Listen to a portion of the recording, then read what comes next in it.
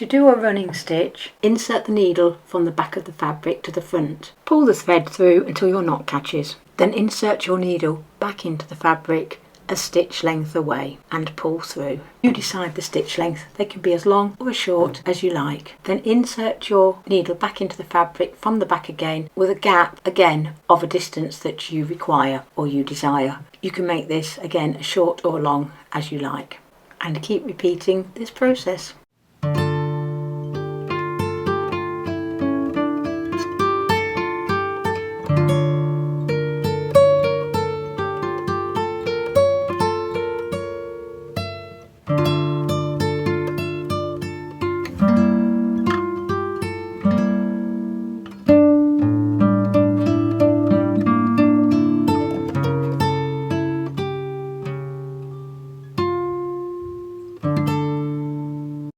Backstitch. For backstitch, insert the needle from the back of the fabric until the knot catches at the back of the fabric, and then insert the needle back into the fabric at the required length of your first stitch and pull. Then insert your needle from the back of the fabric at about a stitch length in front of your first stitch and pull, and insert the needle back in at the end of the first stitch and pull again, and keep repeating this process.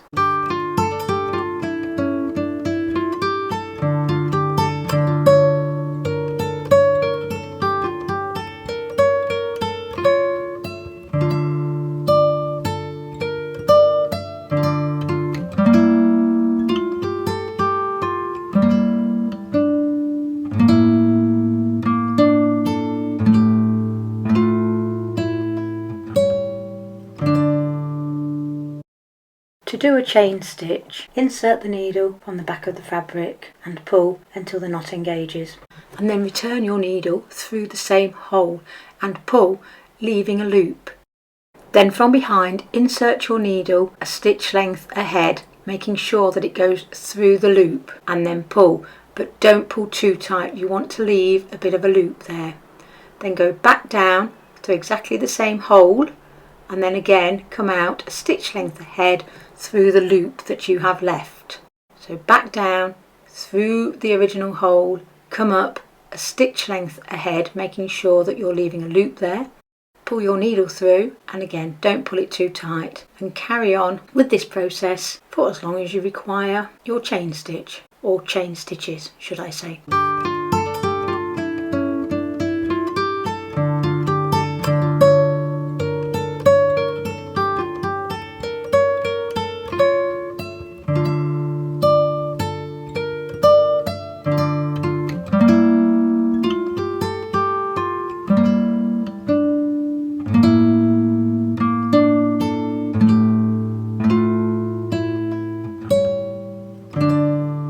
To do a cross stitch, it's a good idea to draw two parallel lines to stitch between. Insert your needle from the back of the fabric on the bottom line, then reinsert on the top line a stitch across diagonally, then reinsert your needle a stitch across backwards, pull, then reinsert your needle a stitch across diagonally, and then insert your needle directly above this stitch.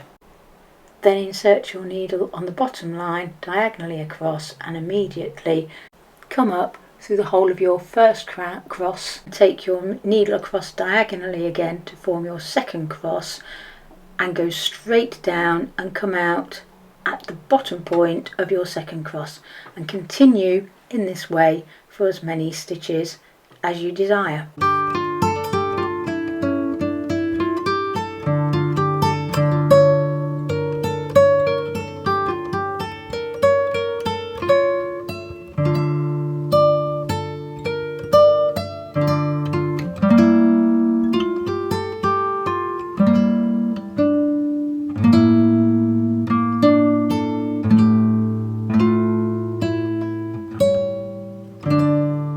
Fern stitch. To do a fern stitch, it's a good idea to draw 3 lines, 3 parallel lines equal distances apart. Insert the needle from the back of your fabric along the central line, and then make 1 stitch forwards. My stitches are about 1/2 centimetre long, or just under 1/4 inch. For the next stitch, insert your needle along the top line just a fraction forward of the start of your first stitch and re-enter at the front of your first stitch, making a diagonal line, and then do exactly the same on the bottom line. Come up just a little bit forward of your first stitch and go back down at the front of your first stitch through the same hole, making another diagonal line, and then we're going to repeat this process over and over again.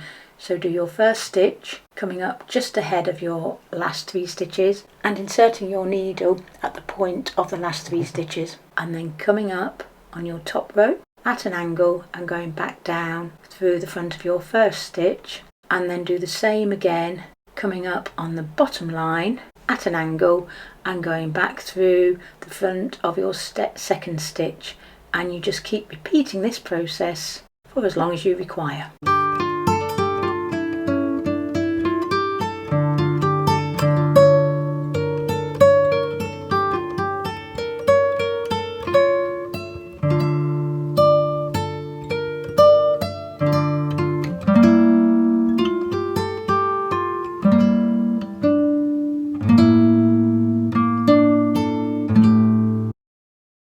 Feather stitch. For feather stitch, it's a good idea to draw yourself 4 parallel lines equal distances apart. Insert your needle through the back of the fabric along the top line, and then reinsert it on the 3rd row from the top, and then pull it to form a loop, and then you're going to reinsert your needle through the 2nd row down a little bit forward of the 1st, forming a V like so. Then you're going to go down to the bottom line and insert your needle in line with the point of your V, and then leaving a loop, insert your needle from the back of the fabric a little bit forward, forming another V, and then pull this but not too tight. Then go back up to the top row and insert your needle, forming a loop again. Make sure you don't pull it tight, make sure you leave a loop, and then come back up on the 2nd row down a little bit forward to form another V. Pull this not too tight again, pull it to form a V, then back down to the bottom line and again leave a loop, and this time you're going to come up on the 2nd from bottom line a little bit forward to form another V, and then just keep repeating this process for as long as you require.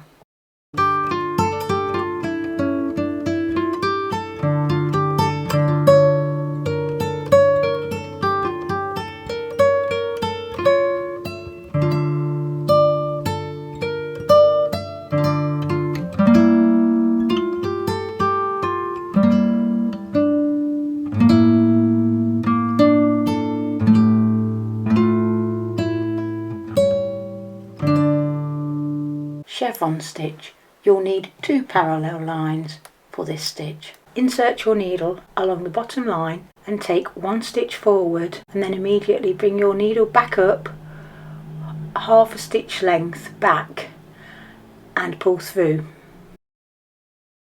and then insert your needle at a diagonal on the top line and take half a stitch backwards, and from this point a full stitch forward and then half a stitch backwards, coming up through the hole of that first diagonal stitch and pull.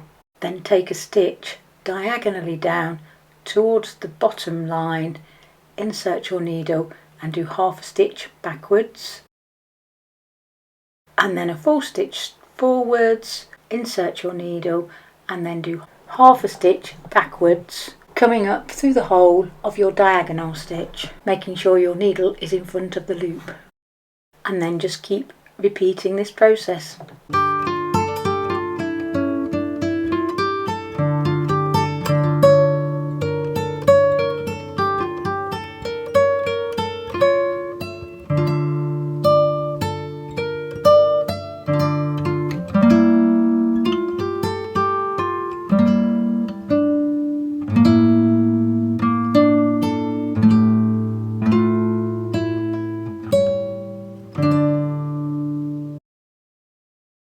Buttonhole or blanket stitch.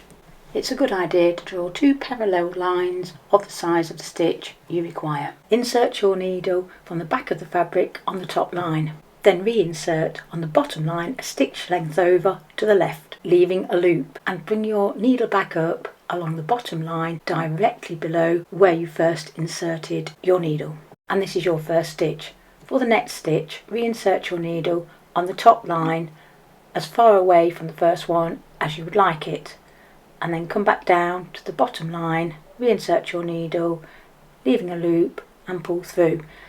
Now you can make these stitches as close together or as far apart as you like. You can always also make them as large or small as you like. I'm calling this buttonhole stitch, but actually what I've just done is more of a blanket stitch, and what I'm about to do here is going to be a buttonhole stitch, where you do a smaller stitch exactly the same. There's no difference in the stitch size, but you do them smaller and you make them much closer together, thus forming your buttonhole stitch. So it's the same stitch, you either do it large or small. As I say, this here, what I'm doing now, is a buttonhole stitch where they're kept very close together, and you would put them around the edge of a buttonhole as the name suggests. But if you like, you can do much bigger stitches with a bigger gap in them, as I'm doing here, and this is a blanket stitch, but just with bigger gaps in between each stitch.